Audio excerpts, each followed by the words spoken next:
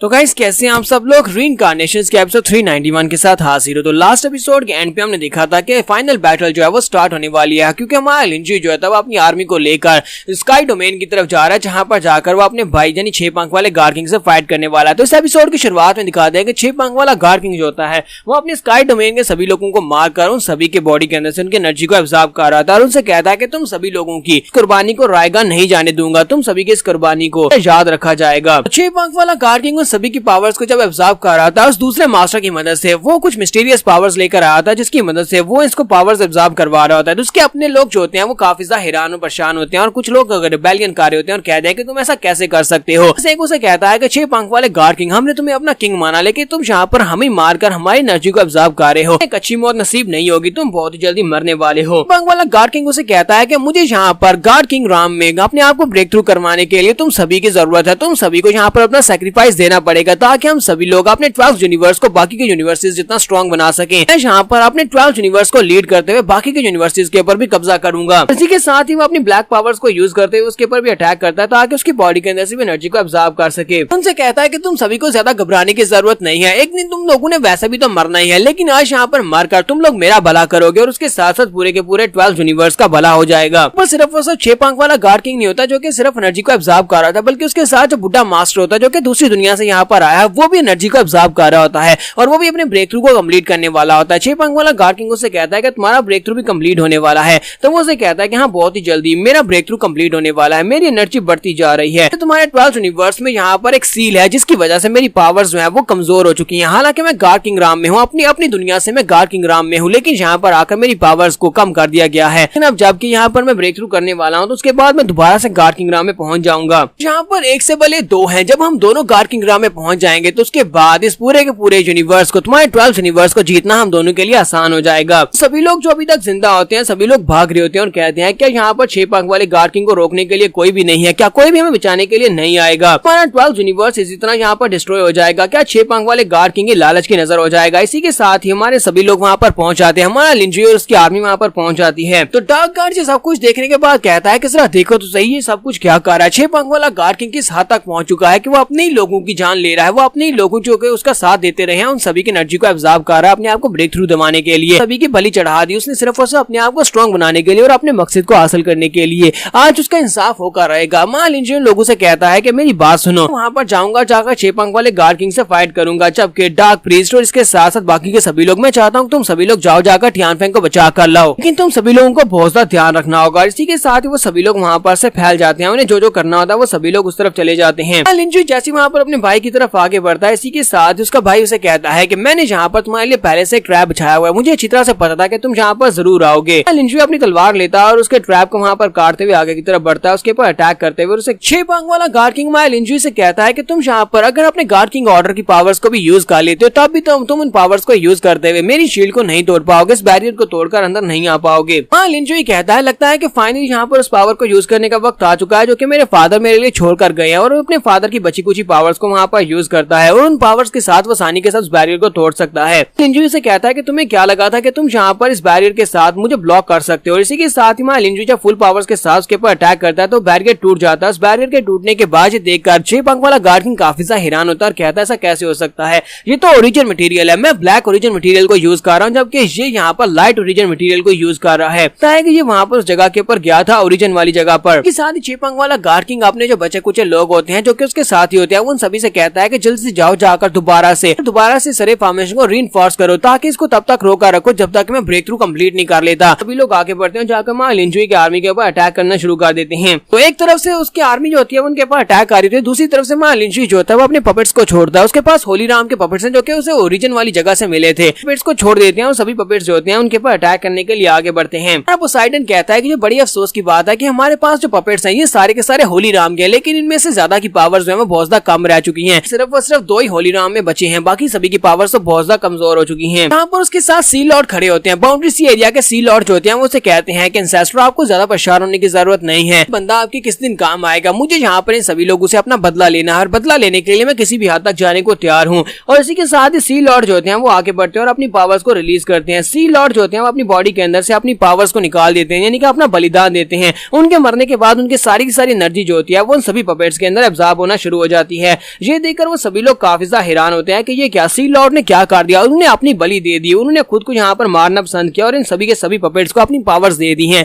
तो उन सभी पपेट्स के अंदर पावर्स आने के बाद वो सभी लोग होली नाम में पहुंच जाते हैं, यानी कि उनका लेवल बढ़ जाता है। तो किलियन पोसाइडन से कहता है कि पोसाइडन, तुमने इस बंदे को ट्रेन किया था, ये तुम्हारा स्टूडेंट था और तुमने इसको बहुत ही अच्छे से ट्रेन किया, जरा देखो इसने यहाँ पर उन पपेट्स को पावर देने के लिए अपना बलिदान दे दिया, अपनी जान की फिक्र नहीं की और अपनी सारी एनर्जी उनके अंदर ट्रांसफर कर दी। पोसाइडन उसे कहता है कि मुझे अपने स्टूडेंट के ऊपर बहुत ज्यादा गर्व है, उसने यहाँ पर जो कुछ भी किया है सदियों तक याद रखा जाएगा। चलो जल्दी से आगे बढ़ते हैं, जाकर अपने मिशन को पूरा करते हैं, जाकर टियानफेंग को रेस्क्यू करते हैं। दूसरी तरफ हमारा लिंची जो होता है अब वो 6 पंख वाले गार्ड किंग के ऊपर अटैक करने के लिए आगे बढ़ता है और कहता है कि सी लॉर्ड, मैं आपकी इस खिदमत को हमेशा याद रखूंगा, आपके बलिदान को कभी नहीं भुलाया जाएगा। इसी के साथ हमारा लिंची जो होता है वो सभी से फाइट करने के लिए आगे बढ़ जाता है और लोगों से कहता है कि जाओ जाकर टियानफेंग को ढूंढो। डार्क गार्ड हमारा लिंची की तरफ देखता है और कहता है सर देखो सही, हमारे जो गार्ड किंग है यानी लिटिल गार्ड किंग है, पुराने गार्ड किंग के जैसा स्टाइल इनका हो चुका है, यानी कि अभी से ये अपने फादर के जैसे दिखते हैं। पोसाइडन उसे कहता है तुमने बिल्कुल ठीक कहा, हमारे पास ज्यादा टाइम नहीं है यहाँ पर अपने लिटिल मास्टर को देखने का, चलो जल्दी से जाकर टियानफेंग को आजाद करवाते हैं क्योंकि टियानफेंग हमारी आखिरी उम्मीद है। कि दूसरी तरफ 6 पंख वाला गार्ड किंग खुद से फाइट करने के लिए रेडी हो जाता है, वो अपने पंख निकालता है और कहता है फाइनली मैंने यहाँ पर ब्रेक थ्रू कंप्लीट कर लिया। तो जो 6 पंख वाला गार्ड किंग है वो गार्ड किंग राम में पहुंच चुका है, अभी उसकी गार्ड किंग राम जो है वो अभी स्टेबल नहीं है, जबकि उसके साथ उसका जो दूसरा मास्टर जो उसका हेल्पर होता है वो उसे कहता है कि तुम्हें बहुत ज्यादा बधाई हो, तुम इस राम के पहले गार्ड किंग बन चुके हो,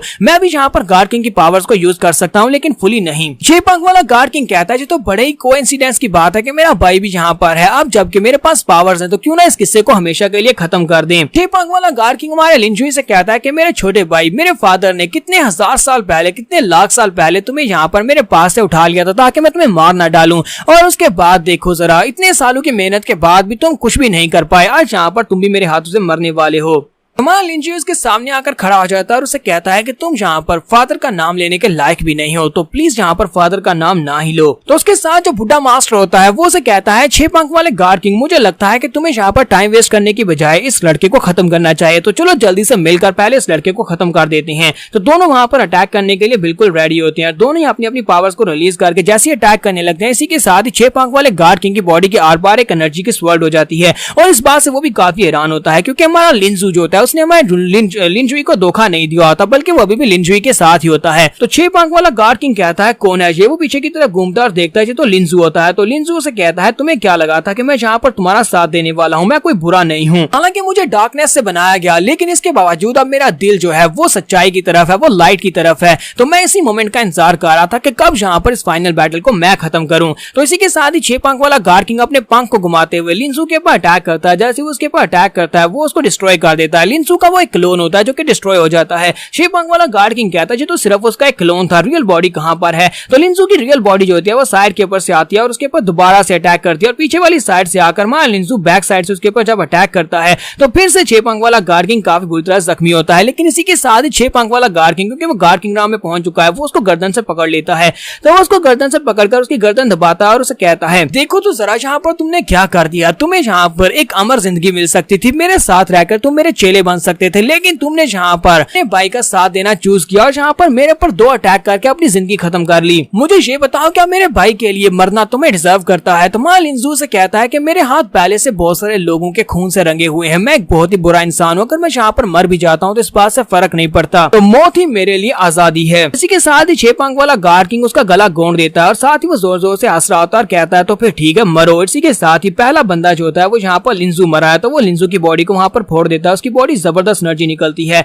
तो लिंजू मरने से पहले अपने पास से कुछ एनर्जी की फॉर्म में मैसेज जो होता है वो हमारे लिंजू के पास पहुंचाता है, जिसकी वजह से हमारे लिंजू को पता चल जाता है कि टियानफेंग को कहां पर ट्रैप करके रखा गया है। तो हमारा लिंजू जो होता है इसी मैसेज को जेट स्लिप में चेंज करता है और सीधा डार्क प्रीस्ट और दूसरों के पास भेज देता है और उनसे कहता है कि तुम्हारे पास लोकेशन आ चुकी है, मैं तुम्हें बता रहा हूँ कि वो कहां पर है, जल्दी से जल्दी जाकर वहां पर से टियानफेंग को आजाद करवाना होगा। ठीक है, सब कुछ तुम्हारे ऊपर डिपेंड करता है। तो डार्क गार्ड और इसके साथ साथ पोसाइडन और किलियन वो तीनों जो होते हैं वो आगे की तरफ बढ़ रहे होते हैं और उनके साथ लिटिल मिस भी होती है, सॉरी लिटिल मिस नहीं से बोलेंगे, इसे प्रिंसेस बोलेंगे या गॉडेस बोलेंगे। लोग कहते हैं कि हमें यहाँ पर लोकेशन मिल चुकी है, चलो जल्दी से उस जगह के ऊपर पहुंचते हैं और जाकर टियानफेंग को आजाद करवाते हैं। कि यहीं पर हमारा लिंजू आगे की तरफ बढ़ता है और कहता है कि मेरे भाई के ऊपर अभी अभी लिंजू ने अटैक किया जिसकी वजह से ये बुरी तरह जख्मी हुआ है और ऊपर से इसने अभी अभी ब्रेक थ्रू किया है जिसकी वजह से इसकी पावर्स अनस्टेबल हैं, तो मेरे पास यही अपॉर्चुनिटी है, दोनों को यहीं पर निपटा देते हैं। तो हमारा लिंजू जब उनके ऊपर अटैक करने के लिए आगे बढ़ता है तो बुढ़ा मास्टर जो होता है अपनी पावर्स को रिलीज करता है और कहता है तुम्हें क्या लगता है कि तुम यहाँ पर इस वार की सिचुएशन को चेंज कर पाओगे, वो भी अकेले अपनी पावर्स की मदद से। बिल्कुल भी नहीं होने वाला, हम दोनों ही गार किंग राम में हैं। तुम्हें इस बार में बिल्कुल भी अंदाजा नहीं है कि मेरा 10th यूनिवर्स कितना ज्यादा पावरफुल है। तुम लोग 12th यूनिवर्स से हो, जबकि मैं 10th यूनिवर्स से यहाँ पर आया हूँ। तो पिछले लाखों साल से ये वाली प्लानिंग किया और तुम यहाँ पर आकर मेरी इस प्लानिंग को खराब नहीं कर सकते। तुम्हारा लिंजू इसके अटैक को ब्लॉक करता है और उसे कहता है कि सबसे पहले मैं यहाँ पर तुम्हें मारूंगा और उसके बाद मैं 10th यूनिवर्स में जाऊंगा, जाकर तुम्हारे बाकी के सभी यूनिवर्स को डिस्ट्रॉय कर दूंगा। बुड्ढा मास्टर उसकी बात सुनने के बाद कहता है, तुम हमारे 10th यूनिवर्स को डिस्ट्रॉय करोगे? क्या तुम्हें अंदाजा भी है कि हमारे 10th यूनिवर्स में कितने ज्यादा गार्ड किंग लेवल के मास्टर्स हैं?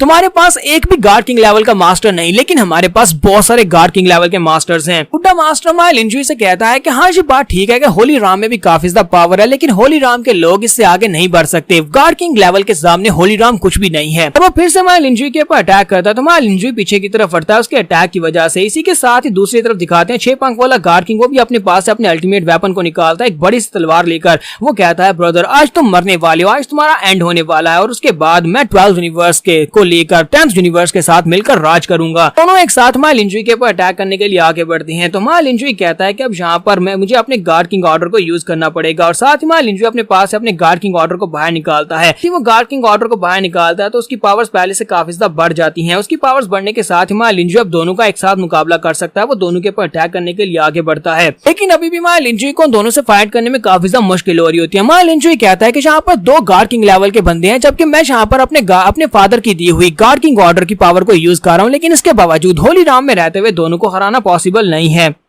तो बुड्ढा मास्टर यहाँ पर 6 पंख वाले गार्ड किंग से कहता है कि हमें यहाँ पर किसी भी एक्सीडेंट को होने से रोकना है, क्योंकि ये प्लान तो आज सक्सेसफुल होकर रहेगा। तुम जल्दी से जाओ, जाकर बाकी के सभी लोगों को रोको, वो जाकर टियानफेंग को आजाद ना करवा पाए। पंख वाला गार्ड किंग उसे कहता है, ठीक है मैं अभी जाता हूँ। जबकि इसी के साथ ही हमारा लिंजू 6 पंख वाले गार्ड किंग पर अटैक करने के लिए आगे बढ़ता और कहता है कि नहीं, आज तुम यहाँ पर से नहीं जा सकते, मैं तुम्हें यहाँ पर रोकूंगा। जबकि वो बुड्ढा मास्टर जो होता है वो लिंजू के अटैक को ब्लॉक करता है और कहता है कि मेरे मास्टर के प्लान को कोई भी नहीं आज फ्लॉप कर सकता। लाखों साल की मेहनत के बाद आज हमारा प्लान जहाँ पर पूरा होने वाला है, तुम इसे फ्लॉप नहीं कर सकते। वाला गार्ड किंग दोनों उसके ऊपर अटैक कर रहे होते हैं। तुम्हारा लिंजू लास्ट सीन के ऊपर दोनों के ऊपर एक साथ अटैक करता है, अपनी पावर्स को इंक्रीज करता है गार्ड किंग ऑर्डर को यूज करते हुए। तो दोनों ही जो होते हैं उसकी पावर्स के साथ हिट होते हैं और दोनों पीछे हटते हैं और कहते हैं कि ये पागल इंसान यहाँ पर अपनी जान देने को तैयार है हम दोनों से फाइट करने के लिए। तुम्हारा शुंची जो होता है, हमारा लिंजू जो होता है, वो अपनी तलवार को हाथ में पकड़ता है और उसे कहता है कि तुम लोग यहाँ से बिल्कुल भी नहीं जा सकते, तुम लोगों को पहले यहाँ पर मुझे मारना होगा, तभी तुम यहाँ से जा पाओगे। यहीं पर से दूसरी तरफ का सीन दिखाते हैं जहाँ पर हमारे लिंजू ने अपने साथियों को पता बताया था कि टियानफेंग को यहाँ पर ट्रैप करके रखा गया है।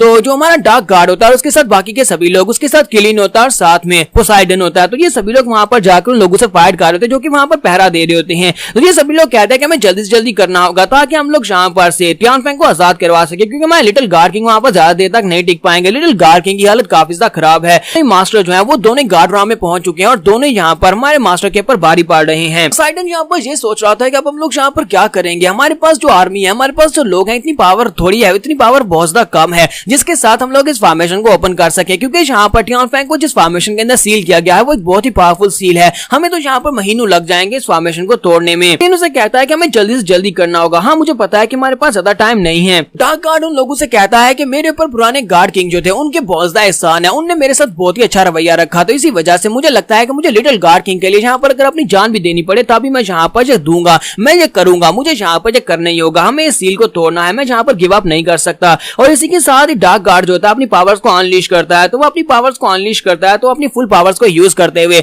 वहां पर उस सील को तोड़ने की कोशिश करता है। वो सील के ऊपर अटैक करता है तो उसने अपनी जितनी बची कुची पावर्स थी सारी की सारी पावर्स को यूज करते हुए सील को तोड़ दिया। तो जैसे सील टूटती है उसके अंदर क्रैक्स पड़ते हैं और इसी के साथ उसके अंदर से टियानफेंग बाहर निकलता है। टियानफेंग कहता है किसकी इतनी हिम्मत हुई जिसने यहाँ पर मेरी इटर्नल स्लीप को डिस्टर्ब किया है। लेकिन जैसे वो बाहर निकलता है और बाहर की सिचुएशन देखता है तो समझ आ जाती है कि उसके अपने दोस्त यहाँ पर उसको बचाने के लिए आए हैं। तो बाहर निकलने के बाद वो सबसे पहले तो डार्क गार्ड की पावर्स को रिस्टोर करवाता है, उसको उसकी पावर्स वापस देता है ताकि वो अपने आप को रिस्टोर कर सके और उसे कहता है कि तुम्हारा बहुत बहुत शुक्रिया, अब बाकी का सब कुछ मैं खुद संभाल लूंगा। कहता है कि फाइनल बैटल स्टार्ट हो चुकी है, गार्ड किंग को मेरी मदद चाहिए, लिटिल गार्ड किंग इस वक्त यहाँ पर है तो मैं आ रहा हूँ। तो वो जल्दी से उठता हुआ हमारे लिंजुई की तरफ आगे बढ़ जाता है। जब वो लिंजुई की तरफ आगे बढ़ आता है यहीं पर बुद्धा जो होते हैं उसके साथ कांटेक्ट करते हैं और उसे कहते हैं कि तुम यहाँ पर आजाद हो चुकी हो, तुम्हारा बहुत बहुत शुक्रिया हमारे गार्ड किंग की मदद करने के लिए, तो मैं आज यहाँ पर तुम्हें अपनी पावर्स उधार दे रहा हूँ, इन पावर्स को अच्छे से यूज करना। और इसी के साथ ही 10,000 फायर बुद्धा जो होते हैं उसे अपनी पावर्स दे देते हैं। तो टियानफेंग उनसे कहता है कि आपका बहुत बहुत शुक्रिया मुझे अपनी पावर्स देने के लिए, मैं इन पावर्स को अच्छे से इस्तेमाल करूंगा और अपने लिटिल गार्ड किंग को बचाऊंगा और साथ में सभी लोगों को भी बचाऊंगा। हमारा टियानफेंग जो होता है बड़ी तेजी के साथ उड़ता हुआ सीधा जाकर 6 पंख वाले गार्ड किंग के ऊपर अटैक करता है और कहता है कि मुझे यहाँ पर आज अपना बदला लेना है। आज से लाखों साल पहले तुमने मेरे साथ जो कुछ किया था उसका बदला मैं आज लूंगा।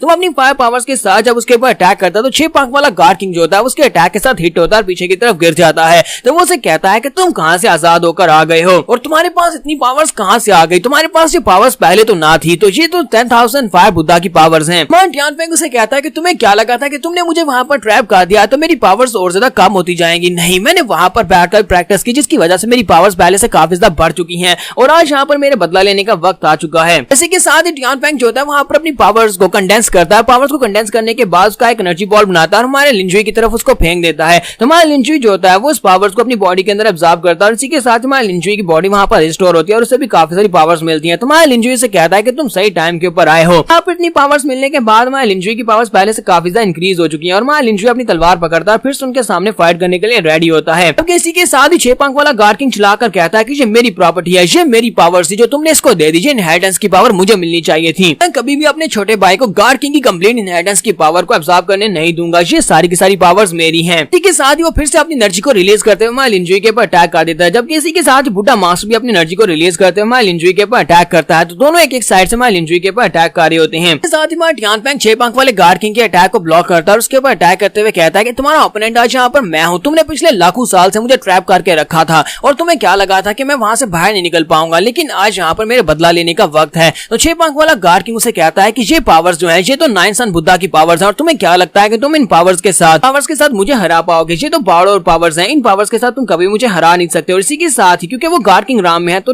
जो 6 पंख वाला गार्ड किंग होता है वो इससे ज्यादा पावरफुल होता है, तो वो उसके पावर्स के अटैक को वहां पर ब्लॉक कर लेता है। जबकि हमारा लिंजुई यहाँ पर टियानफेंग की तरफ देखकर सोच रहा था, हालांकि टियानफेंग जो है ये गार्ड किंग राम के बहुत ज्यादा करीब है लेकिन ये गार्ड किंग राम में पहुंचा नहीं है, तो मुझे लगता है कि ये बैटल जो है ये काफी ज्यादा मुश्किल हो सकती है। मुझे यहाँ पर कुछ और टाइम की जरूरत है ताकि मैं गार्ड किंग ऑर्डर वाले इस टैबलेट के अंदर जा सकूं और जाकर अपने फादर की इनहेरिटेंस की कंप्लीट पावर्स को ले सकूं, लेकिन पता नहीं टियानफेंग इसे यहाँ पर रोक कर रख पाएगा या नहीं। तो इसी के साथ ही जाओ बाइली वहां से बाहर निकलती है और उसे कहती है कि तुम्हारे पास जो ओरिजिन सब्सटेंस था उस ओरिजिन सब्सटेंस की वजह से मैंने अपनी रिकवरी को बड़ी तेजी के साथ पूरा कर लिया है। जिस रिकवरी में हजारों साल लगने वाले थे लेकिन उसको मैंने जल्दी से कंप्लीट कर लिया। अब देखो मैं यहाँ पर वेकअप हो चुकी हूँ, यानी बाहर आ चुकी हूँ। लिंजुई से कहता है कि जो बहुत ही अच्छा है, क्या तुम यहाँ पर इन लोगों को थोड़ी देर के लिए रोक कर रख सकती हो, मुझे यहाँ पर कुछ और करना है। तो वो उसे कहती है कि हाँ ठीक है मैं यहाँ पर इनको रोक कर रखूंगी, मेरे लिए इनको रोक कर रखना तो बहुत ज्यादा आसान है। और 6 पंख वाले गार्ड किंग ने लास्ट टाइम मेरे पर अटैक करके मुझे वहां पर ट्रैप किया था तो मुझे भी उससे बदला लेना है। तो पोसाइडन और बाकी के सभी लोग वहां पर एक और गार्ड किंग राम के करीब के बंदे की ब्रेथ को महसूस करते हैं और कहते हैं कि ये क्या, यहाँ पर फिर से एक और गार्ड किंग राम के बंदे की ब्रेथ महसूस हो रही है। लगता है कि ये हमारे लॉर्ड का इमेजिनरी डीमन है जो कि उनके सोल के अंदर रहता है, तो ये तो बहुत ज्यादा पावरफुल है, हमारे लॉर्ड के पास तो बहुत कुछ है। तो भाई जाओली जो होती है वो भी उनके पास अटैक करने के लिए आगे बढ़ जाती है। तो वो जाती जाकर अपनी पावर्स को रिलीज करते हुए सबसे पहले टियानफेंग नहीं इसका नाम क्या 6 पंख वाले गार्ड किंग के ऊपर अटैक करती है। तो वो अपनी पावर्स के साथ 6 पंख वाले गार्ड किंग पर अटैक करती है और 6 पंख वाला गार्ड किंग उसके ऊपर अटैक कर रहा होता है,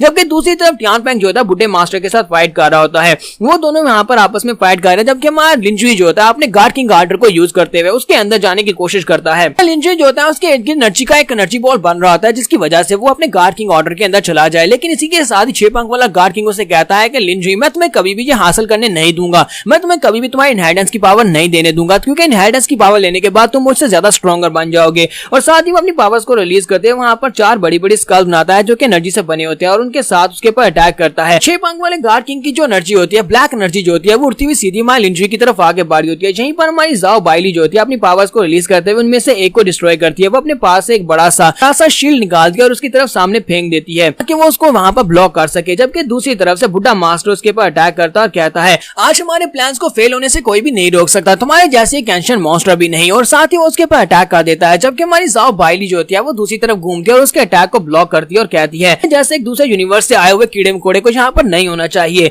जबकि वो बुड्ढा मास्टर से कहता है कि तुम 12th यूनिवर्स से बिल्कुल भी नहीं हो, बताओ कि तुम कौन सी होली लैंड से यहाँ पर आई हो, तुम तो एक मॉन्स्टर हो। तुम्हारी भाई जाओली से कहती है कि तुम इस लायक नहीं हो कि तुम्हें इस बारे में बताया जाए कि मैं कौन सी होली लैंड से यहाँ पर आई हूँ। अगर मेरे पास यहाँ पर अपनी पावर्स होती, जो पावर्स मेरे पास थी, तो उन पावर्स के साथ मैं तुम्हारे जैसे कीड़े मकोड़े की तरफ देखती भी नहीं। बुड्ढा मास्टर से कहता है लेकिन अफसोस तुम्हारे पास तुम्हारी पावर्स नहीं है, असल में तुम्हारे पास तुम्हारी रियल बॉडी बॉडी भी नहीं है, ये तो सिर्फ और सिर्फ एक क्लोन है, सोल फॉर्म में। और तुम्हें क्या लगता है कि सोल फॉर्म के क्लोन के साथ तुम मुझसे जीत सकती हो? कि तुम्हारा ये क्लोन तो अभी तक गार्ड किंग राम में भी नहीं पहुंच पाया और तुम यहाँ पर ये कह रहे हो कि तुम मेरे जैसे कीड़े मकोड़े की तरफ देखती भी नहीं। में गार्ड किंग ऑर्डर के अंदर का दिखाया जाता है। तो मान लिंजुई गार्ड किंग ऑर्डर के अंदर चला जाता है। वहां पर जाने के बाद मान लिंजुई कहता है कि गार्ड किंग की जो इनहेरिटेंस की पावर्स है वो कहां पर है, मुझे वो सारी पावर्स चाहिए, जल्दी से जल्दी अपने आप को स्ट्रॉन्ग बनाकर बाहर जा सकूं। उसे वहीं पर सामने से कुछ दिखाई देता है। तो मान लिंजुई कहता है कि ये क्या है, सामने से उसके ऊपर अटैक होता है। तो मान लिंजुई इन पावर्स को वहां पर ब्लॉक करने की कोशिश कर रहा होता है, वो उसके ऊपर प्रेशर पा रहा था जो कि गार्ड किंग राम का होता है। तो मान लिंजुई कहता है ये तो गार्ड किंग राम का टेरिफाइंग प्रेशर है। साथ ही वहां पर एक जबरदस्त धमाका आता है और इसी धमाके के तहत मान लिंजुई वहीं पर नीचे गिर जाता है। लिंजुई बहुत ही बुरी हालत में होता है उस अटैक की वजह से और उसके सामने वहां दूसरा लिंजुई आता है जो कि गार्ड किंग राम में पावरफुल होता है। तो वो उसे कहता है कि क्या तुम जानते हो मैं कौन हूँ? मैं तुम्हारा एक दूसरा हिस्सा हूँ जो कि अगर तुम्हारे साथ मिल जाएगा तो तुम्हें बहुत ज्यादा पावर्स मिलेंगी। मैं तुम्हें ये दिखा सकता हूँ कि तुम्हारे फ्यूचर में क्या है, तुमने यहाँ पर जो कुछ भी हासिल किया वो सब कुछ जाया होने वाला है।